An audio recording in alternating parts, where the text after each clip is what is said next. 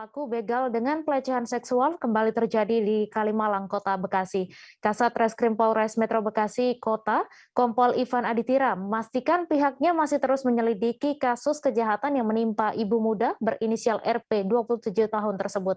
Sejauh ini, penyidik telah memeriksa sebanyak 5 orang saksi untuk mengungkap kasus yang menimpa korban. Untuk info selengkapnya akan disampaikan oleh rekan jurnalis Tribun Jakarta, Yusuf Bahtiar yang kini sudah terhubung bersama kami. Silakan Yusuf. Selamat siang Mei dan Tribuners.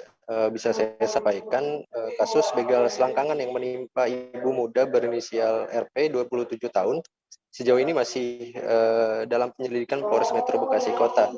Adapun kasus ini sudah terjadi kurang lebih hampir 3 bulan lamanya sejak 22 November 2021 lalu.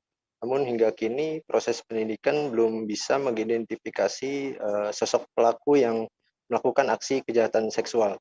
Adapun kasus ini juga menjadi sorotan pada peringatan International Women's Day kemarin yang dilakukan sejumlah mahasiswa di Jalan Cut Mutia, Bekasi Timur, di mana sejumlah mahasiswi mengkritisi banyaknya kasus kekerasan seksual yang terjadi di Kota Bekasi khususnya, di mana pengungkapan kasusnya minim dilakukan oleh penegak hukum dan juga instansi terkait.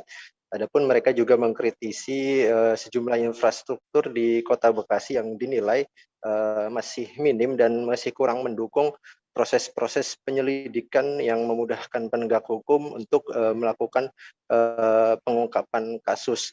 Adapun salah satunya adalah CCTV di kasus begal selangkangan yang menimpa ibu muda ini. Masih kesulitan mengidentifikasi CCTV yang merekam detik-detik kejadian. Hingga saat ini Polres Metro Bekasi Kota sudah memeriksa sebanyak 6 orang saksi dan kasusnya masih dalam proses penyelidikan. Begitu, Mei. Baik, terima kasih Yusuf Bahtiar atas laporan Anda. Selamat bertugas kembali.